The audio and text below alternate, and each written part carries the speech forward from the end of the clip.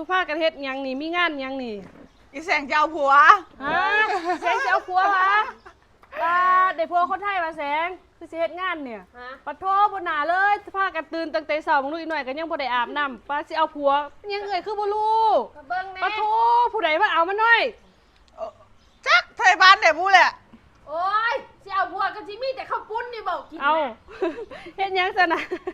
บุญเดือน6บุญบั้งไฟเดือน6บุญบังไฟเดือน6พี่น้องเอ้ยเฮ็ดเตรียมรับแขกอันนี้ก็เฮ็ดเตรียมข้าวปุ้นอันนี้เฮ็ดหยังข้าวปุ้นวะแม่นจะมีข้าวปุ้นแล้วก็ลาบแล้วก็ต้มแม่นนี่อันนี้ก็กระดูกเอาไว้ต้มเฟอกินเอาบ่มีเนื้อวะโอ้เนื้อเก็บไว้แล้วอ๋อเก็บไว้แล้วเนื้อเสื่องไว้แล้วเนื้อนะมีแต่ข้าวปุ้นนี่แหละปุ้นเนื้อคนใส่กระปุกไว้ปุ้นน่ะตื่นไปเอาเนื้อเต้เช้าบ่ทันได้อาบน้ำเถื่อก็เลยมาเฮ็ดซุ่มไปเอาข้าวปุ้น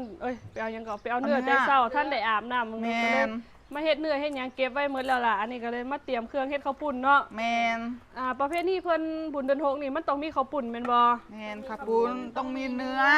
มีข้าวปุ้นมีเนื้อคือทุกเฮือนแม่นบ่แม่นใดก็คือสิมีแต่เนื้อแต่ข้าวปุ้นเฮือนใดก็ต้องมี2อย่างนี่แม่นบ่แม่นกินเฮือนเฮาก็มีอันนี้กินเฮือนอื่นก็มีอันนี้แม่นเฮาก็สิเริ่มจากกันมื้อนี้ตอนแรกเนาะเพิ่นว่ากินข้าวแร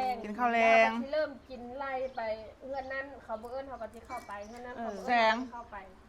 กูคิดไว้แล้วเฮานะไปกินตั้งแต่ต้นซอยไล่ขึ้นมาว่ะแล้วลงไปหน้าอีกเนาะแม่นพออยู่หน้าก็มีมาเด้อพี่น้องเด้อผู้ใดอยู่ใกล้มากินบุญเดือน6บ้านดอนโคมเด้อนี่มื้อแรกกินข้าวมื้ออื่นมีรถแห่เด้อพี่น้องมื้ออื่นมีรถแห่มื้ออื่นใส่ดาวมันบ่ซอยดาวแม่ดาวนะว่ะแม่น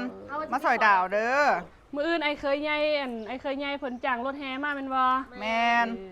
มาเต้นรถแห่เด้อพี่น้องมาเต้นรถแห่ถ้าผู้ใดอยากได้เตียงเด็กได้อันอุดมซาก็มาซอยดาวเด้อทุกคนเด้อซอยดาวมื้ออื่นพร้อมเนาะแม่นพอเริ่มมันซอยดาวตั้งแต่ 8:00 นโอ้ตั้งแต่8:00 นเลยว่ามื้ออื่นน่ะแม่นผู้ใดอยากได้เตียงนี่มาซอยเอารถ8:00 นแล้วก็ช่วงบ่ายๆเพิ่นก็สิแห่เนาะแม่นบ่แห่แล้วก็เต้นรถแห่สู้สิไปล่ำหรือสู้ไปรถแห่โอ้ยนำก้นรถแห่พุ่นแล้วเนาะมาอยู่3 ปีกูยังบ่เห็นอันเขาล่ำแล้วเขาไปฮอดใส่กันนะค่าแต่รถแห่อยู่เพราะรถแห่ไปที่หลังแม่นบ่แม่นเฮาต้องอยู่ท้ายสุด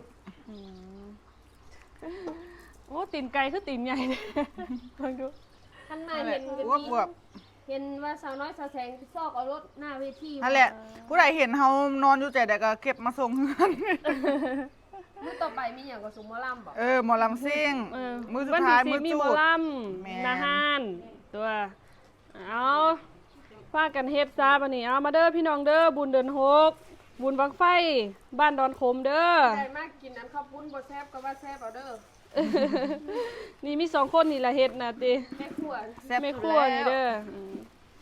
เอาซ้ำนี่ล่ะ